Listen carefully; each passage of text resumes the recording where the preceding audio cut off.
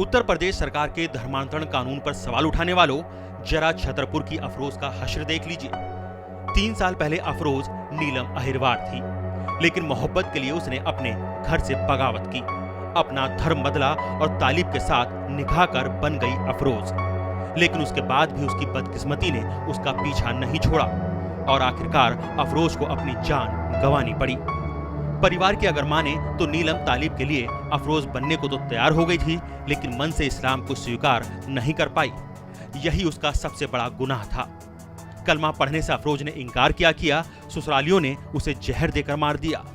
फिलहाल पुलिस नीलम उर्फ अफरोज का शव निकालकर पोस्टमार्टम करा रही है, जिससे उसकी मौत का राज सबके सामने आ पाए।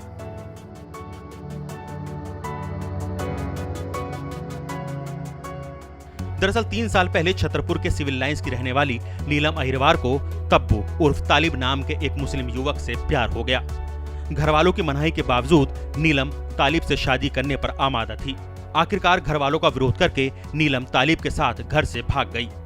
नाबालिग नीलम को महिला आश्रम भेज दिया गया, लेकिन वहां से भी तालिब उसे भगा ले गया और उसके बाद तालिब और नीलम ने झांसी में निकाह कर लिया।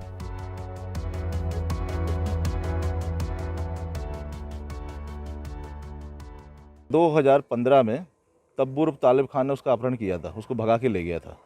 तो उसके बाद में लड़की दस्तयाब की थी पुलिस ने, और दस्तयाब करने के बाद मैंने हर जगह आवेदन लगाया कि ये नाबालिग लड़की है, मुझे मेरे सुपुर्द की जाए। पर मेरे सुपुर्द ना करके इन्होंने ऊषाकिरण आश्रय गृह छतरपुर में रखवा दिया था। ऊषाकिरण आश्रय गृह से और इन्होंने वहाँ से भगवाई लड़की ऊषाकिरण आश्रय गृह से, और आश्रय गृह से फिर उसके बाद पुलिस ने किसी तरह की कोई कार्रवाई नहीं करी। इतना ही नहीं, तालिब ने नीलम को निकाह के बाद धर्मांतरण कराकर उसे अफरोज नाम दे दिया। बेटी के धर्म बदलने से दुखी होकर परिवार वालों ने बेटी से नाते रिश्ते तोड़ लिए। इसी में उससे निकाह किया इन्होंने, और उन्होंने शादी करी उससे। उसके बाद ये कुछ समय बाद ये छतरपुर में रहने लगे। तो हमारा कोई ऐसा खास मतलब नहीं था उसका। कभी कभी साल 6 महीने में लड़की का बार फोन आता था, और जिस नंबरों से आता था वो नंबर में हमेशा फोन में सेव कर लेता था। नीलम अब अफरोज बन चुकी थी, लेकिन उसकी बदकिस्मती ने उसका पीछा नहीं छोड़ा। जिस प्यार के लिए उसने सब कुछ छोड़ दिया, उसी प्यार ने उसे प्रताड़ित करना शुरू कर दिया। तालिब के परिवार वाले उसे कलमा पढ़ने का दबाव देने लगे, और जब उसने कलमा पढ़ने से इनकार कर दिया तो उसे मारने पीटने लगे, उसे प्रताड़ना देने लगे। नीलम के पिता किशोरीलाल अहिरवार बताते हैं कि 1 जुलाई को नीलम ने उन्हें फोन किया और कहा कि मुझे बचा लीजिए, नहीं तो ये लोग मुझे जान से मार देंगे। 1/7/2021 को लगभग सुबह 9 बजे लड़की का फोन आया, मेरी बेटी का। वो कह रही थी कि पापा ये लोग मुझे मार डालेंगे, मुझे बचा लो, और ये लोग मेरे से कलमा पढ़वाते। मैंने कहा कौन लोग? वो कहते मेरा पति तब्बू उर्फ तालिब खान है ना, मेरा जेठ है ये विशाल उर्फ ये जमाल खान, मेरी सास, मेरा ससुर कमाल खान, और इसमें सब कुछ करा रहा है मेरा मामा, झांसी का जो मामा है इनका फकरुद्दीन खान। वो सब कुछ ये सब चीज़ें करा रहा है, मुझे मार डालेंगे, मुझे बचा लीजिए, अब ये लोग मार डालेंगे मुझे। वो अपनी बेटी को लेने झांसी पहुंचे, लेकिन ससुराल वालों ने बेटी से उन्हें नहीं मिलने दिया। लड़की से मिलना है, तो इन्होंने मुझे लड़की से मिलने नहीं दिया। वो कहते यहाँ तुम्हारी कोई लड़की नहीं है, और वो तो वहाँ पे बीमार है, वो यहाँ है नहीं। वो मायूस होकर वापस लौट आए, और 7 जुलाई को खबर आई कि उनकी बेटी की मौत हो गई है। पड़ोसियों ने खबर दी कि ससुराल वालों ने नीलम को मार दिया है। कि लड़की को भैया इन्होंने मार दिया, सीधा सीधा ये पता चला कि लड़की को इन्होंने मार दिया और मार के कहीं ये ले गए हैं। इससे पहले कि नीलम के परिवार वाले वहां पहुंचते, तालिब और उसके परिवार वालों ने झांसी के प्रेमनगर के कब्रिस्तान में नीलम को दफना दिया। कहा गया कि नीलम ने जहर खा लिया था। उनके घर पे गया तो यहाँ पे उनके ताले लगे थे, दुकानें सब बंद थी, पूरे सब लोग घर बंद करके वहाँ से भाग गए थे।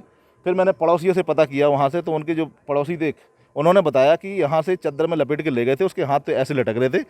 फिर जो ड्राइवर गाड़ी लेके गया तो वहाँ से सुराग मिला कि ये लोग झांसी लेके आए थे उसको। जहर खाने के पीछे वजह क्या थी, ये ससुराल वाले बताने को तैयार नहीं। नीलम उर्फ अफरोज के परिवार वालों का आरोप है कि नीलम को जहर देकर मार दिया गया है। अब परिवार वालों की तरफ से रिपोर्ट दर्ज कराने के बाद अफरोज के शव को कब्र से बाहर निकाला गया है। अब पोस्टमार्टम जांच से खुलासा होगा कि अफरोज की मौत कैसे हुई। फिलहाल छतरपुर पुलिस की पहल के बाद झांसी जिलाधिकारी ने शव के पोस्टमार्टम के आदेश दिए हैं। सीआरपीसी धारा 176 के अंतर्गत शवोत्खनन के लिए एग्जीक्यूटिव मजिस्ट्रेट को नामित किया जाता है। तो उसके क्रम में एग्जीक्यूटिव मजिस्ट्रेट की भूमिका में मेरे आदेश पर मध्य प्रदेश पुलिस और प्रेमनगर थाना और पर्याप्त पुलिस बल की मौजूदगी में शवोत्खनन की कार्रवाई कराई गई और शव को पोस्टमार्टम के लिए भेजा जा रहा है। अब अफरोज बेगम की संदिग्ध मौत की गुत्थी को सुलझाने के लिए उसके शव को बाहर निकाला गया है। अब शव के पोस्टमार्टम की रिपोर्ट तय करेगी कि आखिर अफरोज की मौत कैसे हुई। इसमें मर्ग कायम था हमारे यहाँ पे, जिसकी जांच की गई थी। इसमें किशोरी लाल जो लड़की का पिता है, उसने बताया था कि उसकी लड़की को के द्वारा जहर खा दिया गया है और उसे झांसी इलाज के लिए लेके जाया गया है। जांच के बाद यह है कि यहाँ पे उसको उसके पति के द्वारा दफना दिया गया है। इलाज के दौरान मृत्यु हो गई थी उसकी, जिसे यहाँ पे दफना दिया गया था। उसी की जांच में यहाँ पे आज शवोत्खनन कराया गया है।